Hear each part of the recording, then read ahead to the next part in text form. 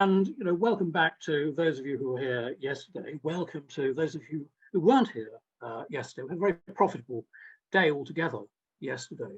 And insofar as there is a theme that links the 4 papers in this opening session, it is as much geographical as architectural. We're moving south, so we're moving into France and Italy, and the subject is, on the whole, to do with urban places and urban spaces. Although I don't think Thomas Pouyet would really describe Cormery as an urban monastery as such. But we're going to begin with Julia Bison. Julia Bison is a PhD student at the University of Leicester. She's speaking to us from Rome, and she's going to be talking about Rome.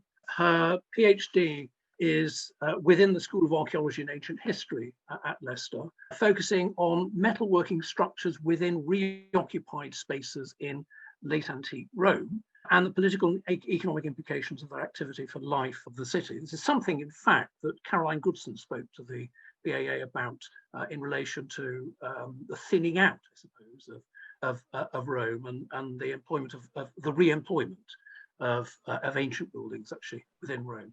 Over to you, Julia. Well, good afternoon, everybody. Hello from Rome. My name is Giulia Bison, and I am an archaeologist dealing with late antiquity. And for my PhD project, as John already told you, I'm focusing on metalworking and the transformation of late antique Rome. First of all, I would like also to thank the organizers for organizing this conference despite these challenging times. So, as we all know, late antiquity was a period of major transformations that affected the whole empire and prepared the ground for further changes to come. Rome is a privileged observatory of these modifications, where it is possible to detect the signs of phenomena of a primarily political and economic nature that are widespread elsewhere, but which here acquire an even more important value because of the status of that Rome possessed. Among the many themes related to the transformation of the city in the late antique period, one of the most interesting is certainly the dispersion of productive activities within the urban space, or maybe it's better to say that productive activities come back in the monumental center of the city, whereas during the early centuries of the empire, they had been exiled in the suburbs or in the peripheral areas of cities. As cities contract during the late antique period, these productive activities come back in the monumental spaces. And when I say in, I mean within, because most of these monumental spaces are actually reoccupied, and at least a part of them is sometimes turned into a productive activity. Among these productive activities, metallurgy in particular seems to have played a dominant role. Many issues still need to be clarified about the activity of metalworking structures within the city and the implications for its history and economy in the period of such important transformations. And all these issues I'm dealing with in my project. Now, here in this general map of the city center, I have highlighted the main places where metalworking activity was installed in public places. The very first structure here at the half of the 5th century was the Forum of Caesar. Then there was the site of the northeastern slopes of the Palatine Hill, the Horti Lamiani, which was an imperial residence, the site of the Guild of the Dendrophori, and last but not least, the Insula Volusiana building. Later on in the 6th century, we have more structures with the central part of the Forum Romanum, the Crypta Balbi, And also these two important structures. One over here is was implanted inside a conference hall dating to the age of the Emperor Hadrian, so during the 2nd century AD. The structure, of course, dates to the 6th century AD, and it was interpreted by the archaeologists who carried on the excavation as the possible Byzantine mint of Rome in this period. So there seems to be no particular pattern in the reoccupation of these places, as it doesn't seem to coincide with the abandonment of the site. For example, in the Forum of Caesar, the Secretarium Senatus was probably still in use a few rooms away from the metalworking structure that was implanted inside there. The choice was perhaps conditioned by the presence of abundant supplies of materials for recycling and fuel, and also for the vicinity to traffic roads. Also, since the major maintenance efforts of the Prefecti Urbi were aimed at keeping the general appearance of the city in good or at least acceptable conditions, it is likely that the first structures to be reoccupied were the less visible by city dwellers and visitors. It was a question of decency, let's say like this. But apart from that, it should also be borne in mind that this is a period when a new and less monumental conception of the city and its needs became predominant. Also because city authorities were now obliged to operate selective investments on what they could maintain and what they were forced to leave behind. We have many testimonies of the authorities' efforts to restore and preserve the decus of Rome and to prevent abuse in the form of legislative acts, such as the Codex Theodosianus, or the Edict of the Emperor Majorian, or the Varie from Cassiodorus for the period of the Gothic kingdom, and also through inscriptions. All of this was made to assure that imperial control of building and dismantling was exerted. Nonetheless, the encroachment of public spaces became more and more tolerated at the point that some parts of public spaces, which were deemed as irretrievable, were rent or sold to replenish the exhausted public arca. It was a question of funding, among other things. So the modality in which these spaces were turned into workshops seems the same for all spaces, and it's indeed quite simple. The floor was stripped and pits dug into the ground to host the furnace, first of all, the place for the anvil, which was, as you can imagine, a fundamental tool in this kind of activity, but also to contain objects waiting to be remelted, or there were also post holes for scaffoldings, etc.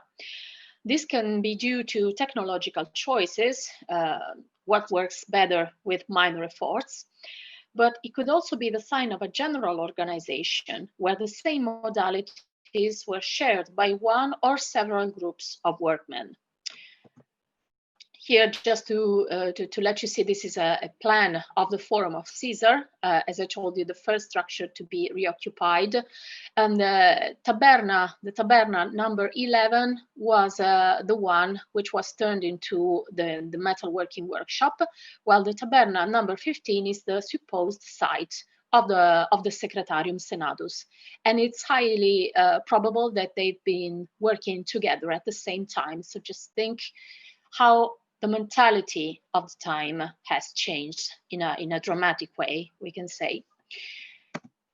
So to address this phenomenon, I decided to combine the critical review of previous findings in the city and elsewhere through the revision of archival documents with the study of evidence from 3 unpublished structures in order to outline a comprehensive framework for understanding this type of production.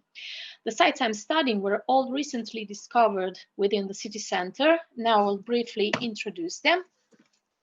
The first one is the northeastern slopes of the Palatine Hill. Then there are the Horti Lamiani. And last but not least, the Insula Volusiana building. So let's come to the Palatine Hill. where the archaeological investigation has been conducted between 2001 and 2017 by teams directed by Professor Clementina Panella of La Sapienza University of Rome. The stratigraphic sequence ranges from the 8th century BC to nowadays. And of course, the most important discovery is that of the Curie Veteres sanctuary, whose history across diverse vicissitudes and transformations has extended until late antiquity. The metalworking furnace on this site was discovered in the excavation sector of the so-called baths of Elagabalus and was provisionally dated between 475–550. In this case, the whole structure of the furnace has been extracted. It's over here, as I told you, a circular pit, not much more than this. And it's been extracted to enable a full analysis of its feature through a laboratory excavation, of course, together with the other finds associated with metalworking. The second site is the Horti Lamiani, on the Esquiline Hill. This was part of an important imperial residence. So as well as earlier imperial spaces and structures, the investigation highlighted the post-classical reoccupation of the site, which lasted at least until the 6th century AD. This included part of a former nymphaeum dating to Augustan age being converted into a metalworking facility. So here is where the furnace used to be. You can see traces of dark soil and burnt soil. And here this was the place where the bellows were, or the tuyère, as we call it in archaeometallurgical jargon. The study of this context is still at a very early stage, but the quantity of materials recovered, which include slags, debris, and ceramic fragments, probably pertaining to crucibles, but also to this quite big bellow, suggests that a significant volume of different metals have been worked at this furnace. The last site is located at the foot of the Capitoline Hill, where both public and private spaces, among which is the so-called Insula Volusiana building, were encroached by at least 3 furnaces in different sectors of the area. Here, here, and here, and where an intense metallurgical activity has been performed between the 4th and the 6th centuries AD. Here it also seems that various kinds of productions, such as pigments, which can be linked to metalworking, were performed simultaneously in different places. So this is one of the furnaces where you can see spillage of melted metal, which have scattered all around. And here, once again, some materials from the excavation. Interestingly, all these workshops, diverse as they may look, seem to share some common features. First of all, the simplicity in their building, as they are mainly constituted, as I told you, of circular or subcircular pits dug in the floor. Secondly, no products were found, but rather a number of production indicators, such as slags, debris, and ceramic fragments. Lastly, the association with different kinds of productions, glass, bone, and pigments, seems to represent an interesting link between the workshops of the classical period and the great late antique and early medieval atelier of the Cripta Balbi and the San Vincenzo al Volturno monasteries. Now, it is becoming increasingly clear how the scale and organization of these productive phenomena is difficult to imagine as purely occasional or privately run, while it seems more plausible that a central authority or some important agents could have been the main stakeholders in these processes. This is one of the key questions in my research. It is not possible to say that this was an occasional occupation or scavenging. There must have been somebody behind this kind of activities, because archaeological evidence is telling us so, and not only archaeological evidence. So recent research on late antique cities has shown the predominant role played by local elites in the reorganization of cityscapes. Despite the severe blows suffered with the loss of a part of their wealth after the Vandal conquest of Africa in AD 429 and the two sacks of Rome endured in AD 410 and 455, the ruling class kept playing a determining role in the conservation and deterioration processes of the city. This is attested not only by written sources, but also from archaeological evidence. Whilst a number of inscriptions carved on statue bases and architectural elements have left an official record of the activity of the urban prefects for the restoration and embellishment of Rome's surviving monumental spaces, other kinds of inscriptions attest to the active role played by aristocrats in the operations of spoliation of some of these complexes and probably also in the related trades. From the 5th century, names of noblemen, many of whom have served in public offices, are carved in genitive case, thus likely to indicate property, on parts of the most important monuments of the city. The name of Cecina Mavortius Basilius Decius is found on a column drum in the Forum of Augustus, Patrici Deci. That of Gerontius Vir Spectabilis is engraved on a travertine pillar of the Colosseum. Near the Milvian Bridge, a fragmentary marble cornice from a stockpile of dismantled pieces, probably waiting by the riverside to be boarded on a boat, was engraved Probi Viri Clarissimi. Here you can see Probi Viri Clarissimi, accompanied by the graffito of a tool bearing the letters S and C, here to be interpreted as sub cura, under the supervision of. Outside Rome, in a storage at Ostia, many columns bore the name of Rufius Volusianus Lampadius Vir Clarissimus, who could himself have been the owner of the depot. All these marks of property point to an appropriation of sets of architectural elements or leftover parts of monuments for diverse uses that could range from reselling to reworking.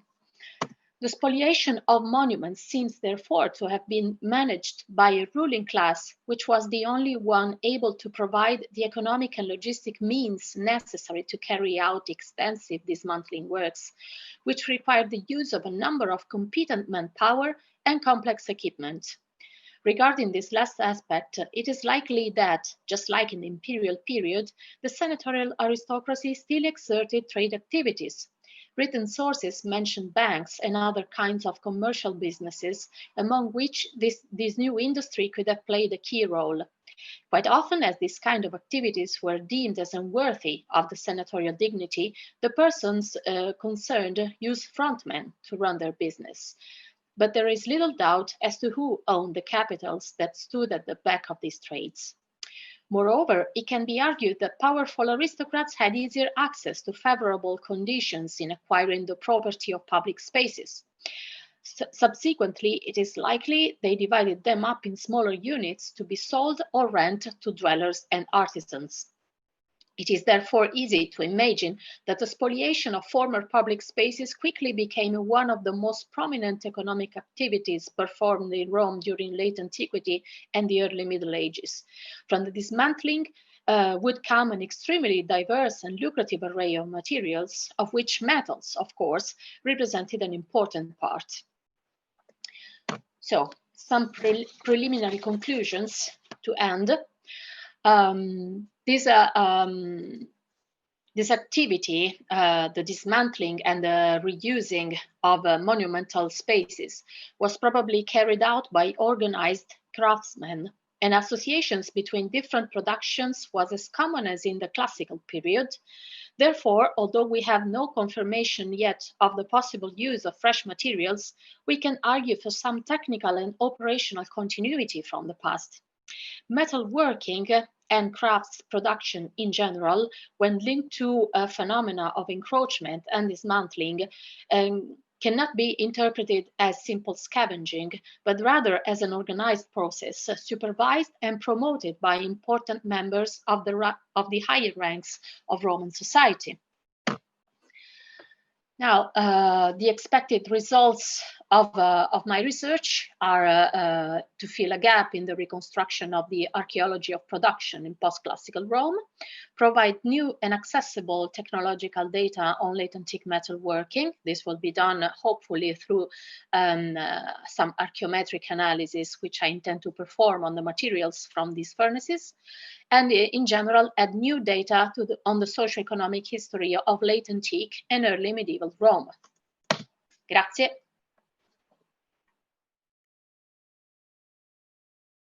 Marta is a PhD candidate in the medieval history of art at the University of Florence, working on the supervision of Andrea Di Marchi, and is conducting research on the painting within the patrimony of St. Peter, the Papal Estates in Tuscia, so essentially the area around Viterbo, Tuscania, and so on, northern Lazio. Prior to this, Marta studied in Florence and indeed in France at the Italian painting department in the Louvre in Paris. And she's going to be talking to us about an absolutely fabulous structure, which is the Church of San Flaviano up Montefiascone, in a quite spectacular position. Over to you, Marta. Thank you. Can see you the screen? Yeah. The presentation? Okay. Yes. Perfect. Good afternoon, everyone. First of all, I would like to thank the organization of the BAA Postgraduate Conference for having given me the opportunity to be here to present my research. Today, I will discuss some of the aspects concerning the history of the parish church of San Flaviano in Montefiascone. I have had the chance to study this monument closely within the framework of the research I'm leading in relation to my PhD thesis, of which this topic represents one of the main case studies. In order to abide by my speaking time, in this paper I will present only some of the results which I have achieved so far.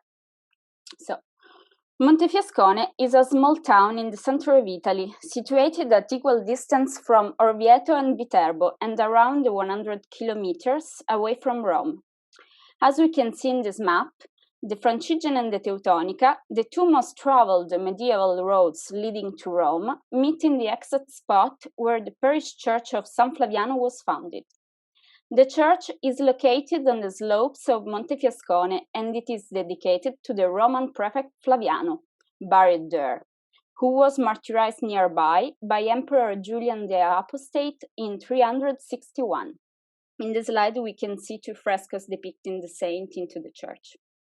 Thanks to the policies of Pope Innocent III in 1198, the town was incorporated in the Patrimonium Sancti Petri and also became the main seat of the Rettorato of the Tuscia, one of the four provinces of the Patrimonium located in the Rocca. Since the second half of 13th century, the Rocca became a place of choice for two popes of the time, Urban IV and Martin IV, both of French origin, so much so that it was considered a sort of alternative papal palace, as evidenced by Agostino Paravicini Baiani and Pierre-Yves Lepogam's studies.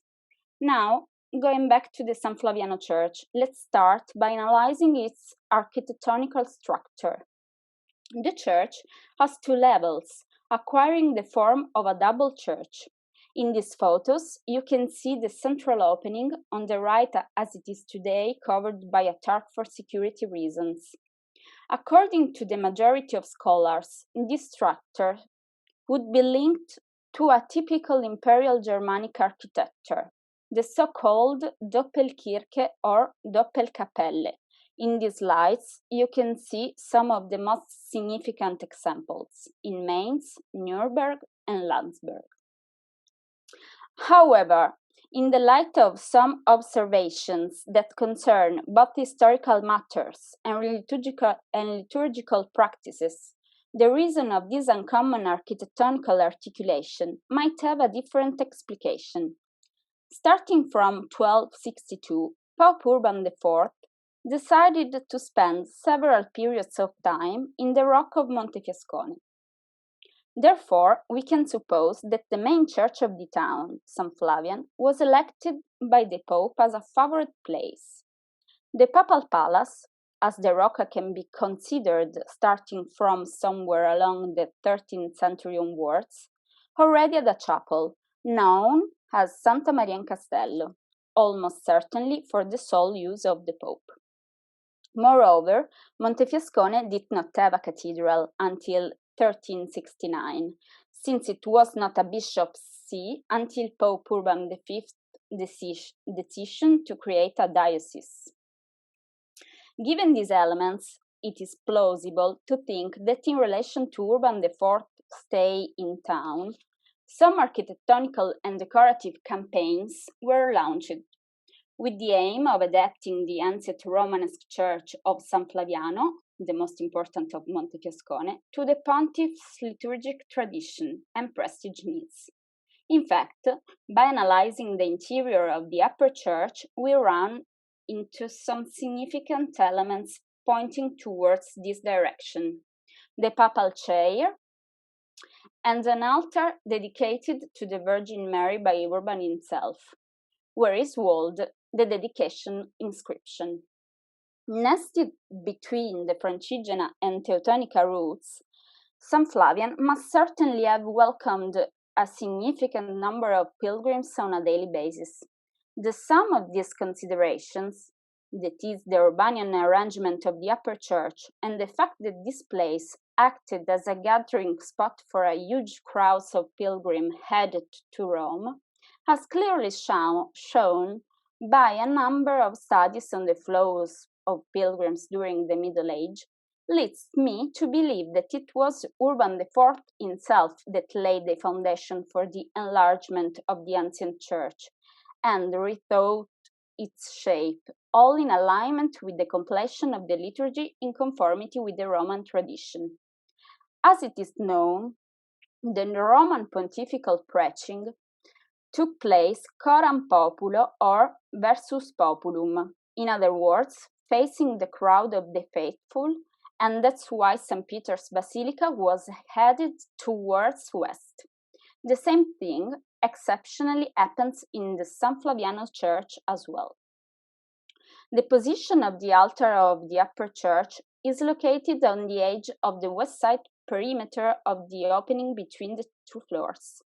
This might suggest the space's adjustment to the necessities of the new function, so that Urban could celebrate Mass facing people, as popes did in Rome, clearly within the scope of particularly important liturgical events.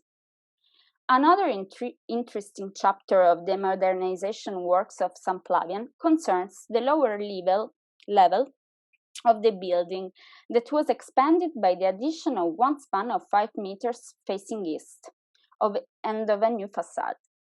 I believe that these works could also be assimilated within the papal investment campaign of the second half of the 13th century. The chronological definition of this architectonical extension, the most widespread in historiography, is based on the interpretation of an epigraph, today walled in the counter facade, but originally placed on the left side of the facade, where it remained until the beginning of the 20th century. Although the inscription is perfectly preserved, the interpretation of its text has always been much debated.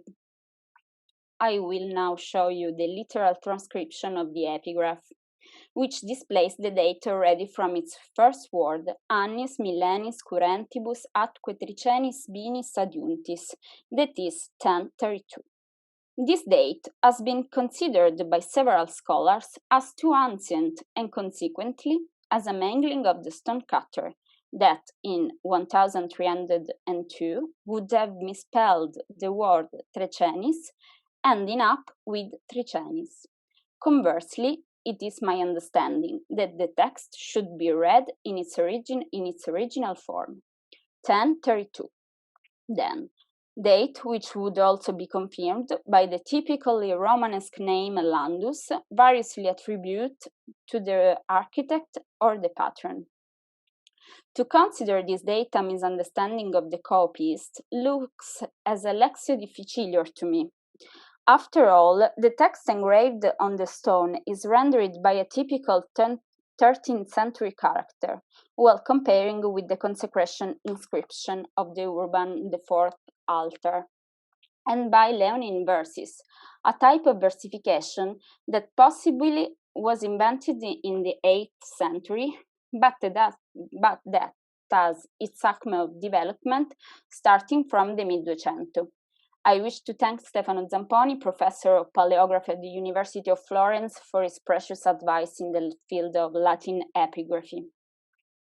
In my opinion, the epigraph might be a copy of an ancient foundation plaque, realized in the second half of the 13th century in the midst of the build-up campaign herein above, and put up upon completion of the work in order to underline the church's antique origins.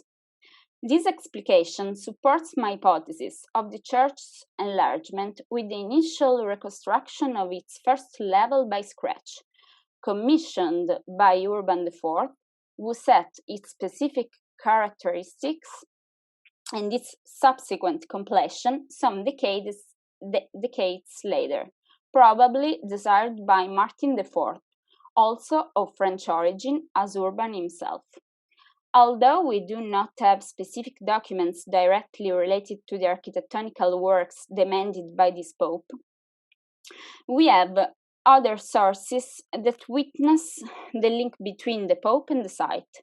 He resided in Montefiascone sometime in the 1281 and in 1282, adding up to a longer period of time compared to that of Urban IV. Martin was responsible for an important improvement of the Rocca, where he hosted Charles I of Anjou more than one time, in what has been a crucial moment in the confrontation policy between the Angevin and the Aragonese. Before the issuing of the bull which threatened the excommunication of Peter III of Aragon and his ally Michael VIII Palaiologos, Martin IV celebrated a pontifical high mass. This happened on the symbolic date of the 18th of November, the day of St. Peter's Basilica's dedication anniversary, right in San Flavian Church, in the presence of a large number of cardinals and bishops. This interpretation also leans on some reflections accrued thanks to a particular field of studies that focuses on the so-called itinerancy of the popes during the 13th century.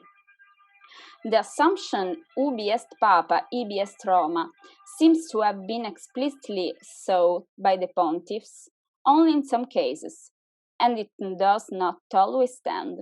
In Montefiascone's case, the fact that a permanent peperino chair has been arranged inside the upper church spaces unequivocally confirms the motto. In addition to having a great symbolic relevance, the belief that the works of enlargement should be anticipated at least to the period of Martin IV papacy can be argued through the stylistic evidences of the architecture and the decorative sculptures as those of capitals and corbels. At last, the new span was entirely decorated with several fresco cycles related to the same campaign, but realized by two different workshops.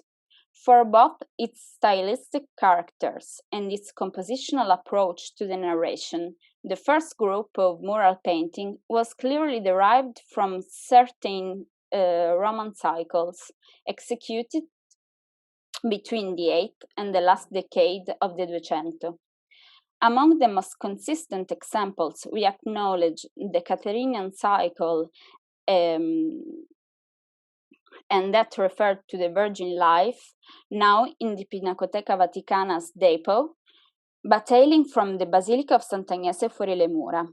The stories of St. Stephen and St. Lawrence, and those of the Cormery in the portico of San Lorenzo fuori le mura.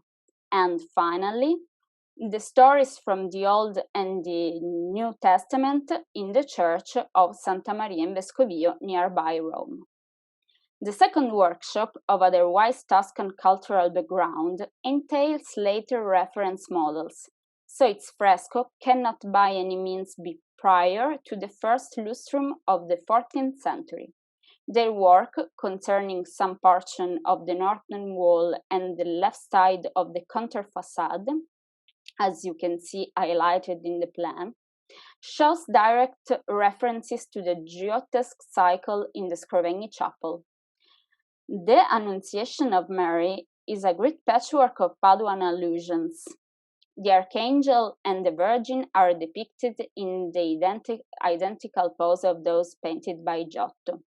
The Virgin with her arms crossed and tightly holding the book in her right hand. Even the furniture of Mary's room is based on the Paduan one, which the carved wooden bookstall that is here simplified into a pink parallelepiped.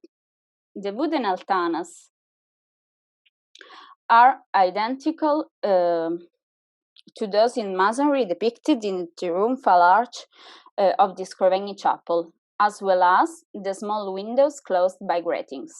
This similar copy is then finished off with the servant working on her spinning wheel, derived from yet another Scrovegni scene, the Annunciation to Sant'Anne. Even the leaf wreath of the decorative border are like the ones of Scrovegni chapel.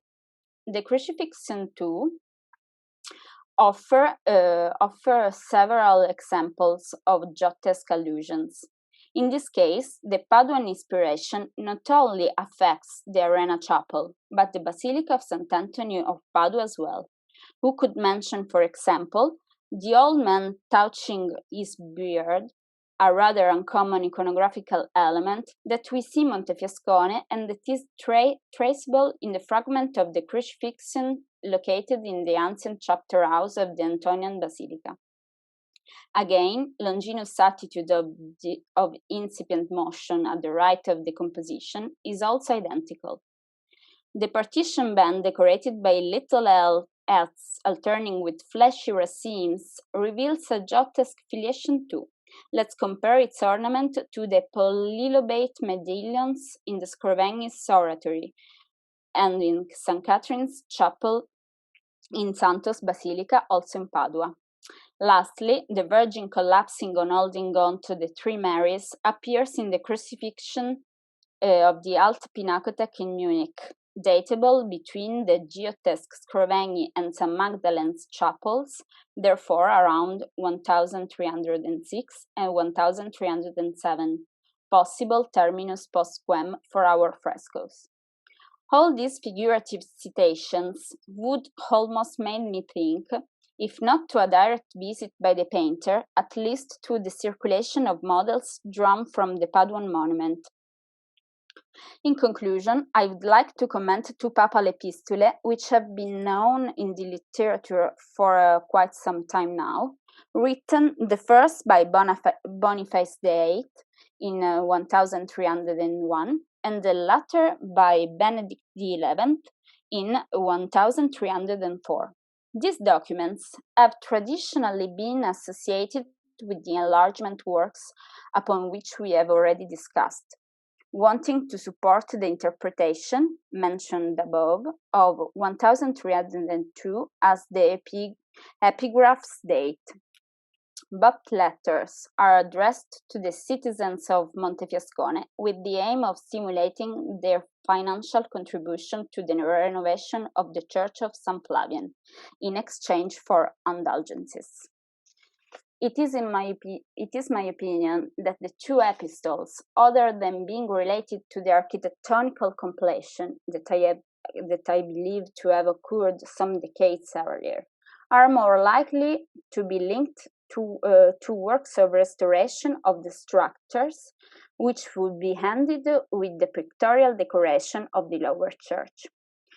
This would be the last gesture of goodwill among the many that have concerned the popes and the Church of San Flaviano of Montefiascone, a little town that even for a short period of time and in a merely symbolic way became a miniature Rome away from Rome.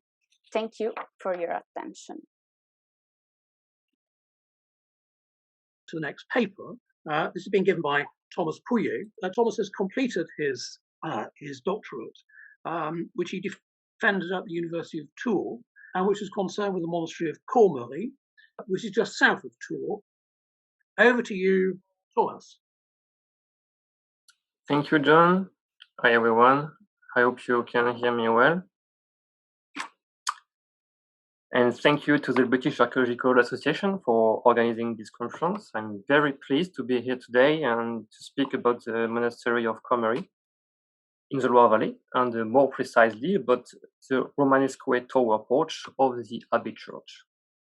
So before getting straight to the point, I will of course give you the basic elements of the archaeological and study context of the monastery of Cormery, because it is not at all a well-known place, even for the French researcher.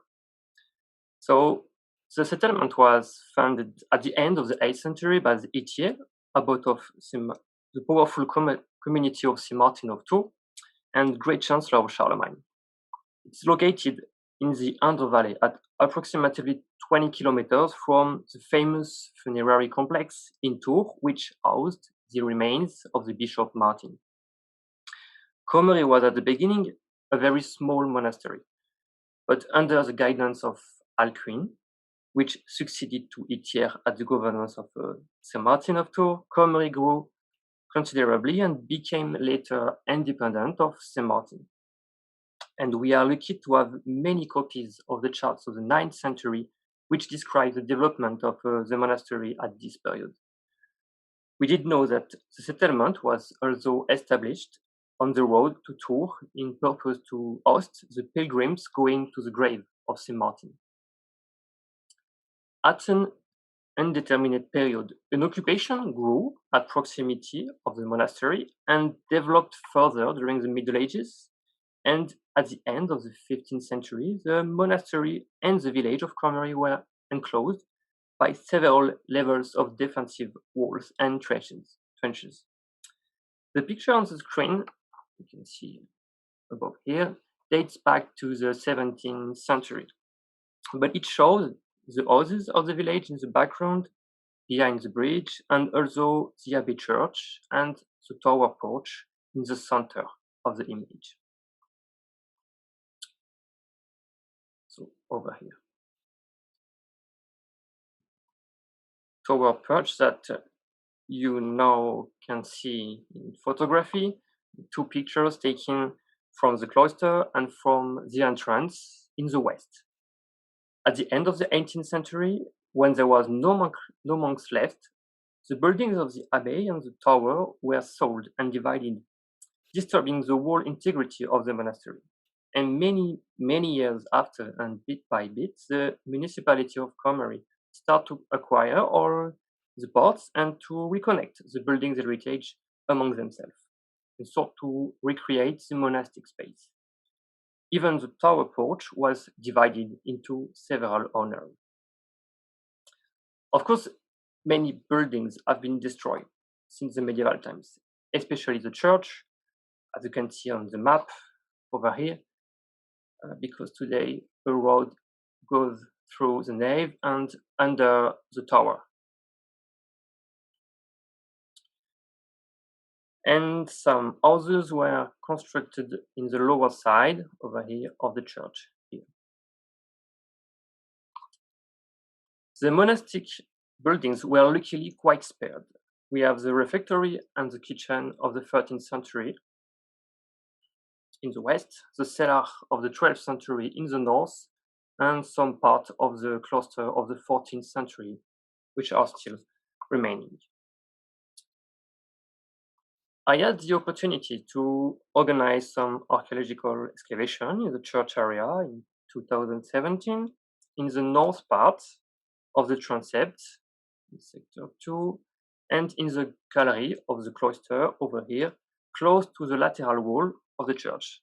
And we had a surprise in this pit, in sector 1, to discover some elements of a previous occupation. Not a big structure because the excavation was quite small. You can see over there, this photography. But an occupation level which dates back to the 7th century. So this was quite unexpected because we thought, like it was mentioned in the written sources, that the monks were the first to settle near the river in Cormery at the end of the 8th century.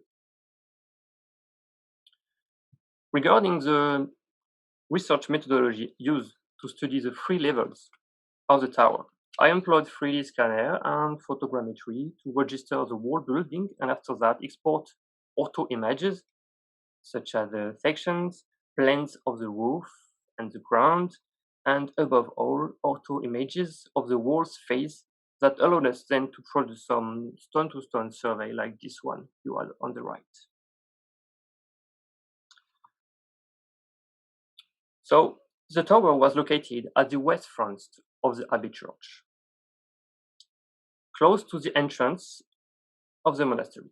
So the first thing that you would have seen by entering the monastery at the medieval times would have been the tower from the west. The Abbey Church was rebuilt during the 11th century. You can see on the map what are the remains left of it in brown. And I also have to mention that we have a charter of dedication of the church dating back from 1054. The building, which is onto the tower in the north, the refectory, was added later during the Middle Ages.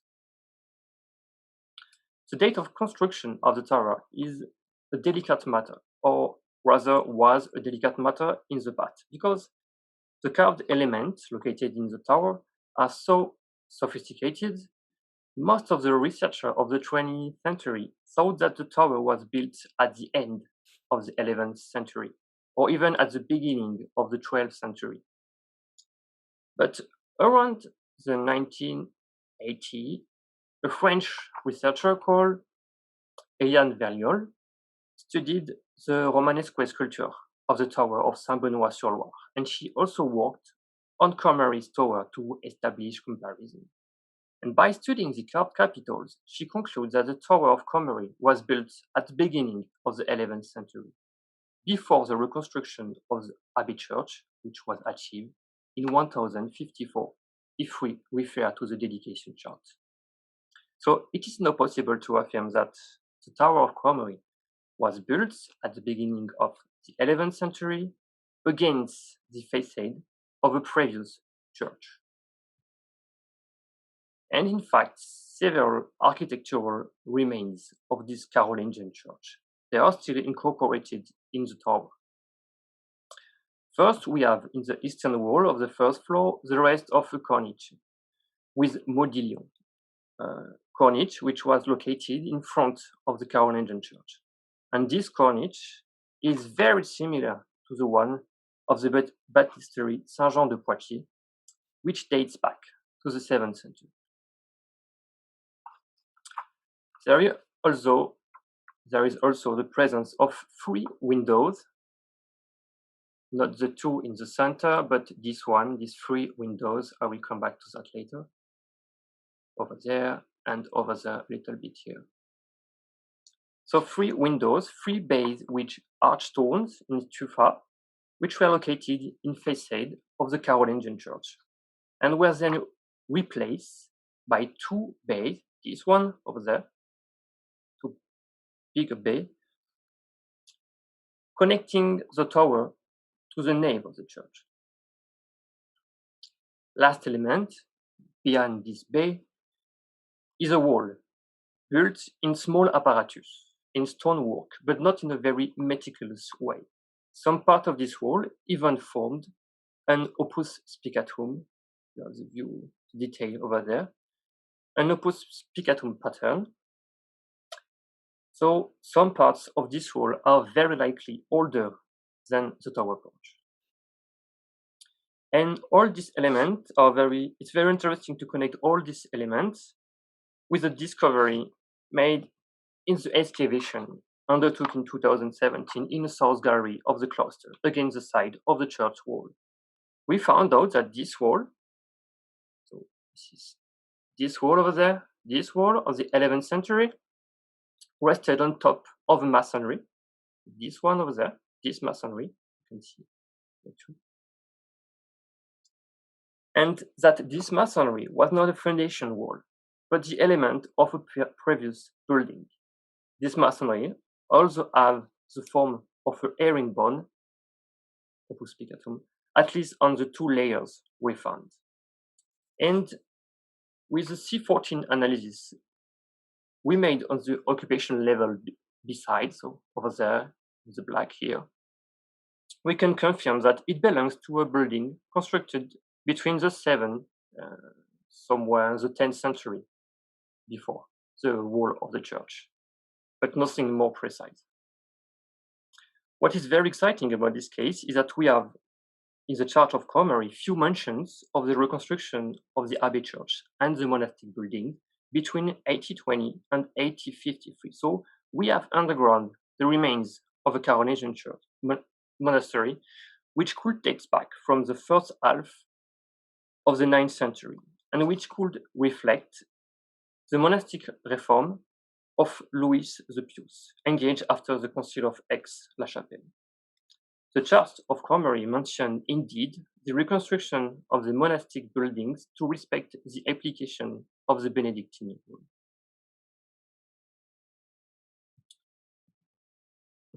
It is not possible today to make a full description of the tower architecture, and it will be also quite boring. So I will try to focus on several key points of the Romanesque architectural phases, excluding the later modification. The construction of the 2 bays between the tower and the nave of the church, it's in yellow in the picture. So this 2 bays, it's one of these key points. As a reminder, these 2 windows replace the 3 bays located in front of the Carolingian church. So the builders of the 11th century chose to keep an opening between the 2 buildings. And because of the presence of a pillar supporting the dome in the middle of the wall inside the tower, it's over here. So this pillar, this wall, because of this pillar, they had to narrow the opening. This design could be linked to the adoption of liturgical celebration, more individuals, like Clunisian observance they did have in Saint-Benoît-sur-Loire, in Fleury. Unfortunately, we don't have customs register from this period in Cormery. The archaeological study of the tower revealed the first and homogeneous phase of construction on the 2 first levels, with a widespread use of stones in moyen appareil and some thick and pinky mortar joints, like this one, between the stones. The type of stone used is not the tufa, the limestone we usually found in the Loire Valley, but some kind of travertine stone that could be found close to the river. This is an important point because it appears that the travertine stones were only used during the 11th century in Cormery and in the churches of the villages around. It is really a chronological marker. I can also say a word about the 2 domes in cloister vault of the tower, which are supported by median double arches, as you can see in the picture for Cormery on the 1st floor, this one. The dome of the 1st floor is exactly the same of the one in the ground floor. The architects have made the aesthetic choice to keep the same volume between the 2 levels. The same kind of dome can be observed in the Tower Charlemagne in Tours, tower which was located on the transept of the Basilica St. Martin, and which also dates back to the beginning of the 11th century. The last element I want to speak about concerns the last level of the building. At the end of the 19th century, this last stage collapsed. Fortunately, we have pictures and drawing of the building before the event, so we are able to reconstitute the architecture of the tower top.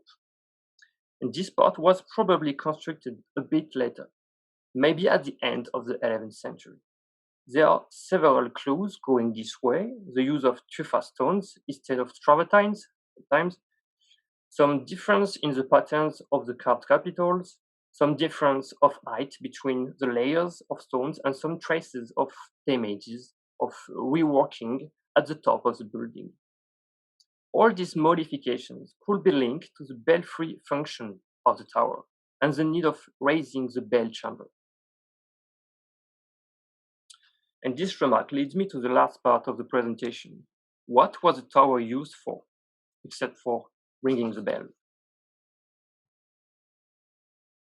Earlier, I mentioned the possibility that the narrow opening between the first floor of the tower and the church could be linked to the adoption of new liturgical celebrations, like the Clunisian observances, and to be more precise, the prayers for the dead.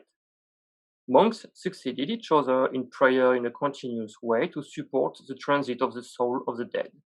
In Burgundy, this function was supported by a tower called Galilée. But this kind of buildings only appeared around the middle of the 11th century. We do not have formal proof to support this Clunisian hypothesis in Cormery. What is more certain is that the liturgical functions of the tower were designed to an individual or a small group of people, but certainly not the entire community of monks, because to access to the first and second floor of the tower, you needed to take a spiral staircase here on the picture. And this is a very narrow staircase in which two people cannot cross each other. So, however, we cannot be sure that the first floor was a chapel, because there is no trace of an altar in the room, and we don't have any information about its potential existence in the written sources. Another aspect of the tower that I didn't mention yet is the omnipresence of the sculpture. The tower contains many carved capitals at each level of the buildings. You can find some lion in the first and second floor, but also on the ground, like this one on the right, which was discovered very recently during some work on heritage enhancement. There is also some large Corinthian capitals on the first floor, and capitals with various vegetal decorations in the upper level.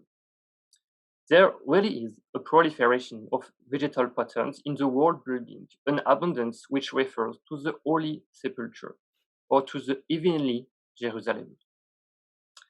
The position of the tower at the entrance of the church also refers to the Heaven Gates, the one to the Heavenly Jerusalem. It's also known that monastic towers like this one, like Cormery, were linked to the celebration of Easter. The monastic processions ended often at the bottom of the tower during Palm Sunday. And furthermore, if we stop on the bas-relief, which is located at the front of the entrance tower, at the top of it, this bas-relief is divided in two panels, which are quite damaged today. But we have 19th century photography and drawings to help us, even if I'm afraid the drawing doesn't really represent the reality of the sculpture. The left panel is well identified. It represents the entrance of the Christ in Jerusalem. There is no doubt about it. The Christ is represented on a donkey with one or two apostles with him. And you can see the city on the right, what is left of the city on the right over there. There is also above a banner with some writing on it, but even with a telephoto lens, I was not able to identify the letter, so it's still a mystery. The right panel is well more difficult to interpret because the sculpture is more damaged. 40 years ago, Elian Verniol wrote that this panel probably represents 3 apostles with long dresses moving toward a group of children with short tunic and carrying palm branches. But another interpretation is also possible. These 3 individuals, only one is left over there, are maybe not apostles but women, 3 women, and the kids with a stick could be not children but soldiers with spears instead of branches. And the complete scene would represent the visit of the Holy Woman to the tomb of the Christ. This interpretation is very tempting because it means that it will represent carved in the stone the beginning and the end of the Holy Week, The Palm Sunday would refer to the entrance of the Christ in Jerusalem, and the Easter Sunday, 1 week later, to the visit of the woman to the tomb. So this interpretation would give even more importance to the liturgical function of the tower, related to the Eastern celebration. It seems that the Tower of Cormery was built primarily for liturgical purpose, like the Tower of Saint-Benoît-sur-Loire or even Saint-Germain-des-Prés in Paris. But the construction of such upper buildings must also be connected to the diffusion of the aristocratic tower during the 11th century, which are the monumental expression of a mark of power. And very close from Cormery, in the Indre Valley, such towers were built by the famous Count of Anjou, Fulk-Nera, like the main tower of Montbazon, which is, from an architectural point of view, very similar to Cormery. The use of travertine stones in moyen appareil, the shape of the buttresses, etc. Or in conclusion, I will say that several things are still hypothetical, and pursuing the archaeological excavation near the tower in the church area could allow to gather new data. It will be also very useful now to undertake a campaign of C14 or thermoluminescence analysis on the tower to confirm the datation made by Eliane Vergnol in the past with the sculpture, in order to connect in some way art history and building archaeology. Thank you.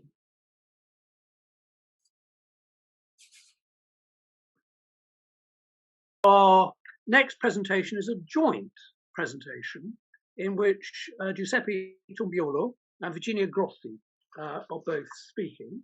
And the title of their paper is When Colour Matters, Materials and Historical Significance of Stone Polychromy in Medieval Pisa. They're both based in Pisa. Giuseppe is a PhD candidate in classical studies at the university there. And his doctoral dissertation is concerned with the resumption of quarrying in northwestern Tuscany between the 10th and 12th century. So it touches on Lucca as well as Pisa, the whole really of northwestern Tuscany. Virginia Grossi, in fact, was a scholarship candidate for Hildesheim, who awarded a scholarship to her. And she was at the Scuola Normale Superiore in Pisa, as well as having worked in France, and is a junior research fellow, in fact, at the INHA in Paris. Her doctoral research focuses on the urban history of Mamluk Jerusalem, with a particular focus on the materials, architecture, and the function of porticos. So it's something you might actually come in with Toma, in fact, Virginia. Anyway, over to you two. Thank you so much for this great opportunity. First of all, we would like to say that this contribution is the result of our mutual discussions in which we tested our two slightly different points of views. Merely my interest in the history of Romanesque art criticism and Giuseppe's doctoral research on the relations between medieval building materials and quarrying activities.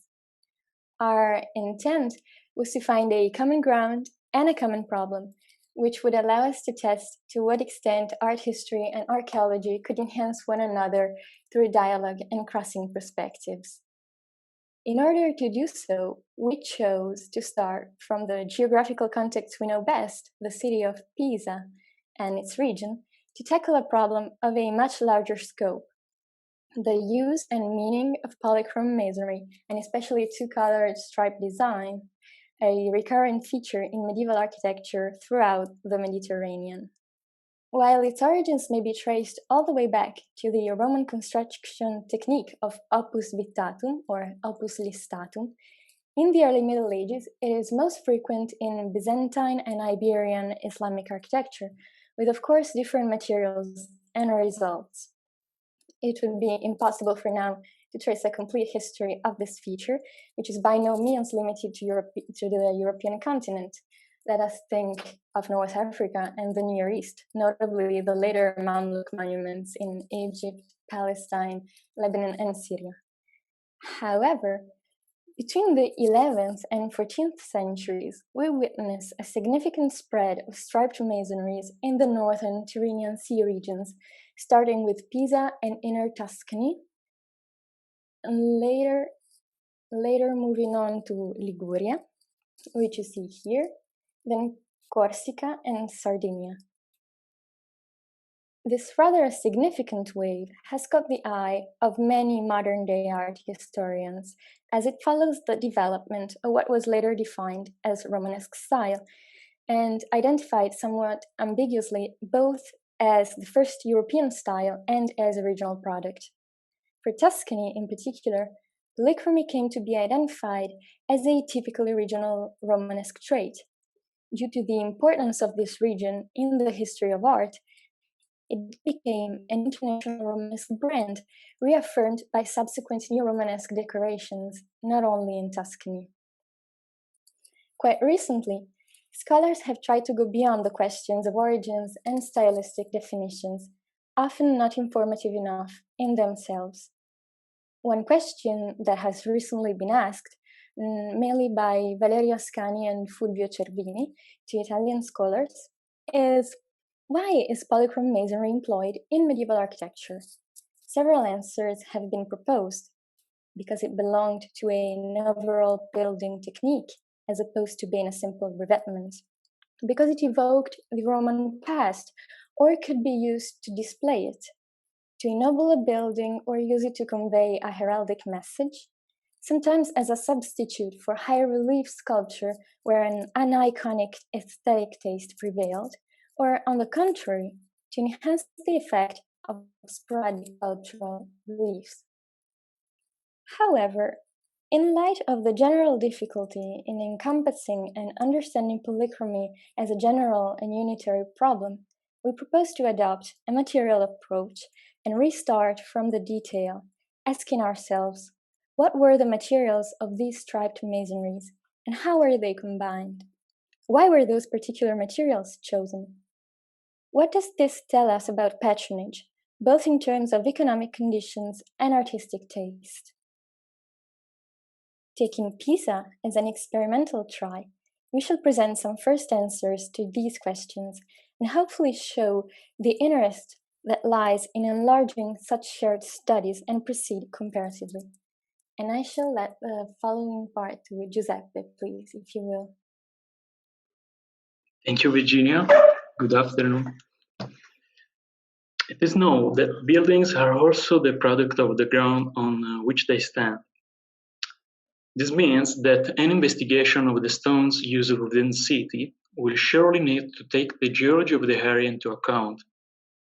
But deepening the meaning of the word ground, it will also need to determine which factors may have shaped the choices of building materials. The city of Pisa rises in the center of a flat land, and most of the stones used in its medieval buildings are carried from the nearby mountains and belong to different formational units. The main supply basins are the Montefiascone Massif, the Horti Mountains, and the coastal formations on Elba Island to the west or the Apennine Alps to the north. As we will see, these materials were used within the city in different forms, ways, and times.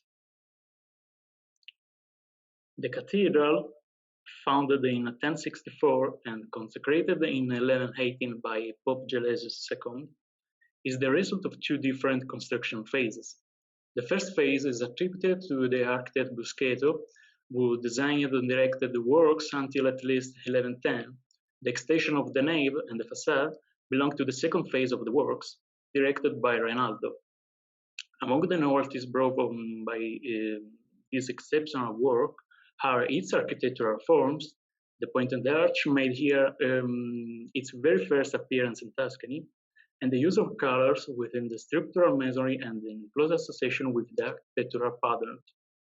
In fact, in order to create the black and white pattern of the external walls, materials of various provenance were employed. Some of them were newly extracted, while others come from dismantled Roman monuments, so as to emphasize the greatness of the city of Pisa as Altera Roma, as another Rome. This is the case for the white stripes, which in addition to handsome marble, primarily consist of San Giuliano marble. This is the predominant material in the upper stripes of the Horti portion, the first phase, and the north stripes of its westward extension, the second phase. From the mineralogical and petrographic point of view, the San Giuliano is a fine-grained marble whose colors varies from white gray to ivory. Its quarry are located on the eastern side of the Monte Pisano near San Giuliano Terme. It is important to remember that quarrying of this material was resumed for the first time ever since the Roman times, especially for the Duomo. Similarly, for the dark thinner bands, new materials were sought after. Specifically, there are a group of black limestone coming from Monte d'Oltreserchio and in smaller quantities from the Livorno coast, as it is the case for the Palatine limestone. The Retavicola contorta limestone is itself of a dark clay black color when freshly cut, but later turns more light gray whitish due to chromatic alteration. The flint limestone, they can be distinguished from the other black limestone due to the widespread presence of typical black flint and black nodules that remain of the same color even after chromatic alteration of the rock. What we now see as typical elements of Romanesque style in the making were, first of all, at the time, exemplary features of the most prominent monument in town, an enterprise that was funded and managed jointly by the religious and political elites. It is perhaps no surprise then if from this moment on, polychromy became a widespread feature of both sacred and secular architecture in Pisa. However, it is interesting to remark that imitation of the Duomo led to solutions that are quite different from the original with regards to building materials. This diversity in the use of stones depends on several factors, among which, as we will see, the costs played a significant role. Let us take, for example, the church of San Piero in Vinculis, an allegedly Lombard parish rebuilt in the early 12th century and therefore were close in time to the Duomo. If we look at the measuring detail, we notice that other materials were used to obtain polychromy, which produced a peculiar effect. It so happens that the chromatic alteration of the black limestone we mentioned above, over time, had inverted the relation between the stripes, turning the previously dark ones into a much lighter shade, and darkening the lighter ones. The original lighter bands are made of quartzite from the Monte Pisano, light green, white, pinkish sandstones, with small granulometry most frequently used in medieval Pisa, a material that is certainly less expensive than marble. Instead, for the black stripes, Palatine limestone was used. This fine-grained rock formation in the Livorno coast has a gray hazel color, which due to surface alteration turns to brownish yellow. A similar degree of imitation appears in several other churches within the city of Pisa, on which we cannot linger, but is certainly not the only way. A counterexample is the latter church of Santa Caterina. Attested since 1211, it was completely rebuilt starting from 1251. The facade itself was completed within the first half of the 14th century, and this rather late chronology explains the fusion of Romanesque and Gothic features on the facade.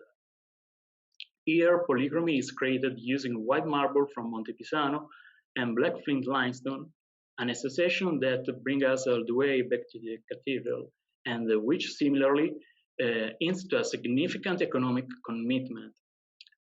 This is further clarified by the inscription on the facade, proclaiming that the Gualandi family, one of the most prominent and politically influential in Pisa at the time, granted permission to quarry the marble from their own estate on the Monte Pisano. Two elements of novelty are to be remarked. The inscription attests for the first time in Pisa, on such a monumental scale, the implication of private families in quarrying activities, and shows at the same time the aristocracy's own desire of visibility and self-promotion through a specific stone material. Polychromy, however, was not limited to ecclesial buildings. As in other contexts in medieval Pisa too, The rich aristocratic families had found a way to express their power through monumentality, and specifically through the new building model known as the tower house. A particular type of these private townhouses are torres vergate, or striped towers, whose striped facade patterns were obtained through painted plasters or by actual masonry with alternating light and dark bands. In accordance with the desire for self-display, only the most visible parts were concerned. In this case, for example, the striped masonry did not rise above the ground floor, as the rest of the facade would originally be covered by wooden balconies resting on these corbels. Or in other cases, it was limited to very specific architectural details, such as the alternating archvoussoirs. Or it wore around throughout the structure up to the upper floors, especially in tower houses with pillars on the facade, of which several examples survive. If the very construction of these buildings and the use of stone itself point to a general pattern of economic growth, we think the choice of different materials is directly connected to the extent of the owner's financial means. When between the 13th and 14th centuries, elite domestic architecture shifted to a new and larger housing model known as palatium, that is to say, as architectural feature changed, polychromy kept its traditional role on highly visible surfaces. A remarkable case is the Gambacorti Palace.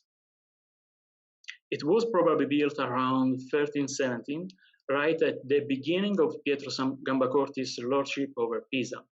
It is an exceptional case within the city, both for its architectural design, imported from inner Tuscany, Florence, and Siena, and for its use of stone.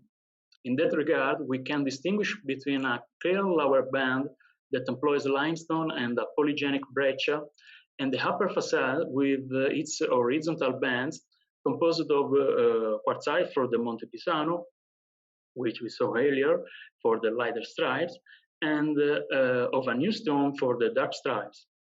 The Macigno sandstone is a new material for the city of Pisa, which had never previously been used.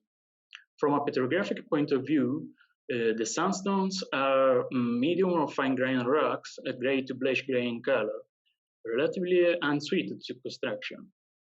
This Macigno sandstone probably come from Filettole or Ripafratta, to location close to the city where the Gambacorti family had part of their estate.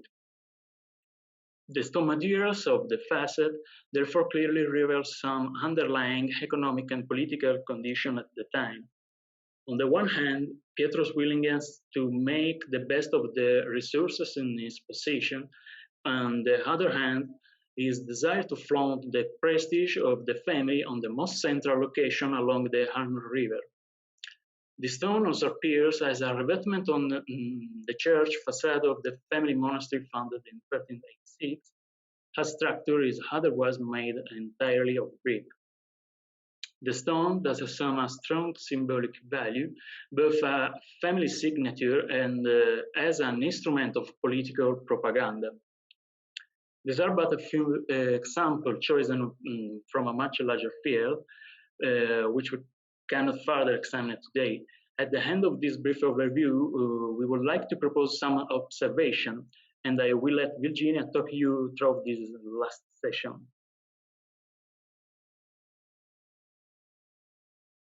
Yes, thank you, Giuseppe. Thank you very much. So, building to our conclusions. First of all, we'd like to say that the provenance and novelty of the building materials allow us to draw the line between two types of sites. On the one side, those that lead the way, triggering new quarrying activities and the import of new specific materials, thanks to their unrivaled financial means. And they are also the ones setting the taste for architectural forms. On the other hand, we find buildings that tend to imitate the general layout of the former ones with fewer economic resources. The result of this imitation is often much more effective when it comes to architectural design than materiality, and therefore a merely stylistic reading could put too much of emphasis on continuity, overlooking the diversity of patronage contexts that these materials reveal. Second of all, we would like to highlight the discontinuity and exceptionality of financial resources that the materials reflect.